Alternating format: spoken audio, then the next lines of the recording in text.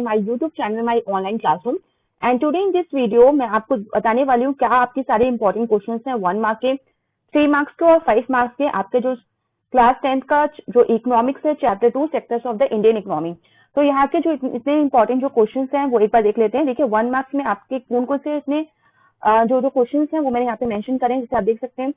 सबसे पहले जो है वो है what is economic development. Economic development से क्या मीनिंग होता है, क्या इससे आप समझते हो, तो उसको आपको डिफाइन करना है। इसके बाद है question number 2, what is the tertiary sector include. ठीक है, जो टर्शरी सेक्टर है उसमें क्या क्या चीजें आती हैं, कौन कौन सी गुड्स या सर्विसेज जो है वो टर्शरी सेक्टर में इंक्लूड है, वो आपको एग्जांपल्स बताने हैं यहाँ पे। क्वेश्चन नंबर 3 है biscuits for the consumer in the market are an example of this type of goods. ठीक है, कि जो बिस्किट्स होते हैं जो वो प्रोवाइड किए जाते हैं कंज्यूमर्स को कहाँ पे, मार्केट में, तो वो एक तरह का किस तरह का टाइप ऑफ गुड्स है, किस तरह का एक एग्जांपल है, यानी किस सेक्टर में ये आ रहा है। क्वेश्चन नंबर 4 है which sector has grown considerably in the recent years. ठीक है, रिसेंट ईयर्स में ऐसा कौन सा सेक्टर है जो काफी ज्यादा धीरे धीरे उसने बहुत ज्यादा ग्रोथ करी है। क्वेश्चन नंबर 5 है which sector has contributed the most to the employment. ठीक है, ऐसा कौन सा सेक्टर है, हमें पता है 3 सेक्टर्स हमारे, प्राइमरी, सेकेंडरी और टर्शरी। ठीक है, जो कि इस चैप्टर में आपको मेंशन किए गए हैं। तो इसमें से आपको बताना है कि कौन सा ऐसा एक सेक्टर है जो सबसे ज्यादा कंट्रीब्यूट करता है, सबसे ज्यादा जॉब्स को देता है। क्वेश्चन नंबर 6 है where are most of the under employed people found. ठीक है, एज इनमें से तीनों में से आपको एक सेक्टर का नाम बताना है जहां पे काफी सारे जो अंडर एम्प्लॉयड पीपल पाए जाते हैं, यानी वो लोग जो दिखाते तो है कि वो जॉब कर रहे हैं पर वास्तव में उनके पास कोई जॉब नहीं होती है। क्वेश्चन नंबर 7 है what is per capita income. ठीक है, पर कैपिटा इनकम को आपको यहाँ पे डिफाइन करना है, क्या उसका फॉर्मूला होता है, किस तरह से कैलकुलेट की जाती है, और इसको किस एक और नाम से भी जाना जाता है वो भी आपको मेंशन करना होगा। क्वेश्चन नंबर 8 है what is an economic activity. देखिए आपने काफी बार क्लास 9 में भी इसके बारे में काफी कुछ पढ़ा हुआ है और ये इंपॉर्टेंट भी है कि इकोनॉमिक एक्टिविटीज क्या होती है। और क्वेश्चन नंबर 9 इसी से जस्ट अपोजिट है what is a non economic activity. आपको इकोनॉमिक एक्टिविटी आता होगा तो आप नॉन इकोनॉमिक एक्टिविटी को भी इजिली एक्सप्लेन कर देंगे।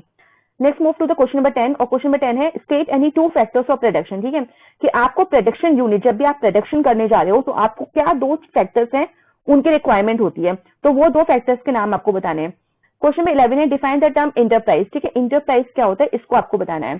क्वेश्चन नंबर 12 है mention any 2 features of unorganised sector. Organise sector होते हैं, अनऑर्गेनाइज सेक्टर होते हैं, तो यहाँ पे आपको 2 फीचर्स बताने हैं अनऑर्गेनाइज सेक्टर के। तो अनऑर्गेनाइज सेक्टर्स के क्या फीचर्स होते हैं वो आपको यहाँ बताने हैं।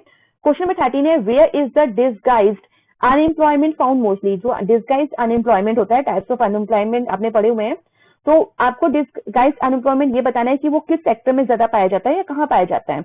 इसके बाद देखिए क्वेश्चन 14 है through which act is right to work implemented. ऐसा कौन सा एक्ट यानी लॉ, कानून पास हुआ है जिसके अकॉर्डिंग राइट टू वर्क जो है, काम करने का जो अधिकार है, उसको इम्प्लीमेंट किया गया है, वो आपको बताना है। तो सिर्फ आपको उस एक्ट का नाम बताना है यहाँ। क्वेश्चन नंबर 15 है what are sectors, classify the economic activities. ठीक है, आपको यहाँ पे सेक्टर्स बताने हैं, सेक्टर्स क्या होते हैं। ठीक है, इसके साथ ही आपको क्लासिफाई करना है इकोनॉमिक एक्टिविटीज को भी। क्वेश्चन नंबर 16 है right the full form of MNREGA. ठीक है, महात्मा गांधी और ये नरेगा क्या था, तो वो आपको यहाँ पे इसकी फुल फॉर्म आपको पूरी की पूरी देनी है। क्वेश्चन नंबर 17 है how do we calculate GDP. ठीक है, जीडीपी को किस तरह से कैलकुलेट किया जाता है वो आपको बताना है। क्वेश्चन नंबर 18 है compare organised and unorganised sectors. ठीक है, तो आपको यहाँ पे कंपेरिजन करना है, यानी डिफरेंस बिटवीन करना है ऑर्गेनाइज्ड और अनऑर्गेनाइज्ड सेक्टर्स के बीच में।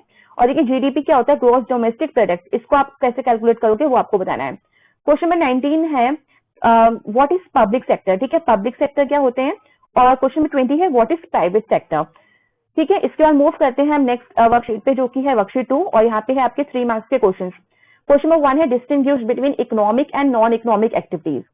देखिए क्वेश्चन थोड़े से रिपीट भी हो सकते हैं, बट आपको याद रखना है कि आपको मार्क्स के अकॉर्डिंग लिखना है।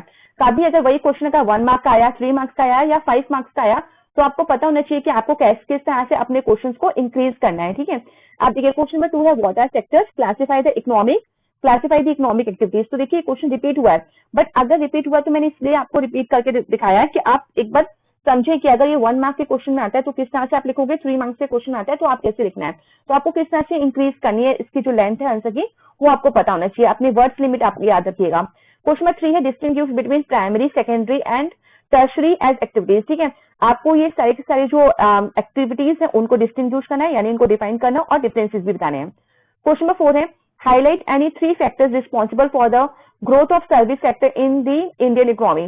ठीक है, आपको 3 फैक्टर्स बताने हैं जो कि रिस्पॉन्सिबल है जो सर्विस सेक्टर धीरे धीरे जो ग्रोथ कर रहा है, यानी जो टर्शियरी सेक्टर आपका जो ग्रोथ कर रहा है, उसके लिए क्या 3 फैक्टर्स है जो रिस्पॉन्सिबल हैं कि इंडिया की इकोनॉमी में क्यों ये टर्शियरी सेक्टर इतना ज्यादा ग्रोथ कर रहा है, तो उसके 3 फैक्टर्स आपको बताने हैं। क्वेश्चन नंबर 5 है what is disguise unemployment, disguise unemployment क्या है, इसके साथ ही एक्सप्लेन करना है an example each from urban and rural areas.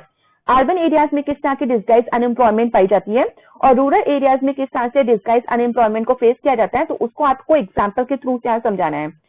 Question number 6 है enumerate the status of employment in India. आपको एम्प्लॉयमेंट का जो स्टेटस है इंडिया में, कितने लोग काम करते हैं, किस किस फील्ड में करते हैं, किस सेक्टर में कर रहे हैं, किस तरह की एक्टिविटीज में कर रहे हैं, क्या उनकी वर्किंग कंडीशंस है, उसके हिसाब से आपको थोड़ा सा इसको एक्सप्लेन करना होगा। क्वेश्चन नंबर 7 है why does the primary sector in India continue to be the largest employer in 1973 as well as in 2000। ठीक है, जो प्राइमरी सेक्टर है इंडिया में क्यों इतना कंटिन्यू ये लार्जेस्ट एम्प्लॉयर बना हुआ है, यानी यहाँ पे ज्यादा से ज्यादा लोग जो है वो काम करते हैं 1973 से लेके 2000 तक, तो वो आपको रीजन बताना है क्यों प्राइमरी सेक्टर में ज्यादा जो लोग हैं वो इन्वॉल्व हैं। मूव करते हैं क्वेश्चन नंबर 8 पे, और क्वेश्चन नंबर 8 है what are the steps involve in the estimation of GDP. ठीक है, ऐसे कौन से स्टेप्स हैं जो इन्वॉल्व हैं और एस्टिमेशन ऑफ जीडीपी, किस तरह से आप उसको एस्टिमेट करते हो जीडीपी को, इसके साथ he who conduct this process, और ये भी बताना है आपको ये जो पूरा प्रोसेस है जीडीपी कैलकुलेट करने का, ये सारा जो मेथड है, प्रोसीजर है, वो कौन कंडक्ट करता है इस प्रोसेस को। क्वेश्चन नंबर 9 है what precaution should be taken while estimating total production. ठीक है, अच्छा जब टोटल प्रोडक्शन निकाल दी जाती है तो कुछ प्रिकॉशंस भी होते हैं, प्रिकॉशन वो कौन से प्रिकॉशंस होते हैं जो लेने होते हैं। क्वेश्चन नंबर 10 है with the example of sugar cane आपको एक्सप्लेन करना है interdependence of all the 3 sectors of the economy. ठीक है, आपको शुगर केन यानी गन्ने का एग्जांपल लेना है और आपको गन्ने के एग्जांपल के साथ ही बताना है कि किस तरह से जो तीनों सेक्टर्स हैं, प्राइमरी, सेकेंडरी और टर्शरी सेक्टर्स, वो एक दूसरे से किस तरह से कनेक्टेड हैं, किस तरह से एक दूसरे पे डिपेंडेंट है, यानी निर्भर है। ठीक है, तो वो आपको बताना है इस एग्जाम्पल के थ्रू। अब मूव करते हैं वर्कशीट 3 पे, जो कि है आपकी 5 मार्क्स की, और यहाँ से भी आपके काफी इंपॉर्टेंट क्वेश्चन तो बन ही जाते हैं। तो देखिए क्या है, फर्स्ट क्वेश्चन है distinguish between public and private sectors. पहले आपको क्या बताना है, पब्लिक और जो प्राइवेट सेक्टर्स होते हैं उनके बारे में आपको बताना है कि क्या क्या इनमें डिफरेंसेस होता है। ठीक है, तो इसका मेन तो आपको पहले पॉइंट यही याद रखना है कि पब्लिक जो होते हैं वो गवर्नमेंट के अंदर होते हैं, प्राइवेट किसके अंदर होते हैं, तो ये थोड़ा सा आपने अगर चैप्टर अच्छे से पढ़ा होगा तो आपको बिल्कुल पता होगा। क्वेश्चन नंबर 2 है enumerate the causes of rural unemployment in India. ठीक है, अब यहाँ पे आपको बताना है कि रूरल अनएम्प्लॉयमेंट जो इंडिया में इतना फैल रहा है, इतना क्यों है, रूरल एरियाज में क्यों इतना ज्यादा अनएम्प्लॉयमेंट होता है, उसके कॉजेस आपको बताने हैं, यानी उसके कारण आपको बताने हैं। और 5 मार्क्स का है तो आपको 5 रीजन आपको देने होंगे यहाँ। क्वेश्चन नंबर 3 है how can more employment opportunities be created in the rural areas. ठीक है, यहाँ पे कॉजेस आ गया रूरल अनएम्प्लॉयमेंट का। अब इसको कम करने के लिए रूरल एरियाज में क्या एम्प्लॉयमेंट अपॉर्चुनिटीज क्रिएट किए जाए आपके हिसाब से, तो आप बता सकते हो। अगर आपको गवर्नमेंट की कुछ स्कीम्स पता है तो आप वो भी यहाँ पे लिख सकते हो, क्योंकि ऐसा कुछ मेंशन नहीं किया गया है। ठीक है, क्वेश्चन नंबर 4 है distinguish between organise and unorganise sector, और यहाँ पे आपको ऑर्गेनाइज और अनऑर्गेनाइज सेक्टर के बीच में क्या डिफरेंस है वो बताना है। फिर है question number 5 give 5 reasons for the rising importance of the tertiary sector in production, कि धीरे धीरे आपको जो इतना टर्शरी सेक्टर जो ग्रोथ कर रहा है, ठीक है, उसके पीछे क्या 5 रीजंस है। देखिए इससे पहले भी क्वेश्चन आया है पर डिफरेंट वे में पूछा गया है, तो ये तैयार रखिएगा। देखिए एनसीईआरटी को ही पढ़िए अच्छे से, और क्वेश्चन जो है वो इसी तरह से आएंगे, काफी इनडायरेक्ट वे में पूछे जाते हैं, बट आंसर आपको आता है आंसर, बट यही है कि आपको क्वेश्चन को समझना है।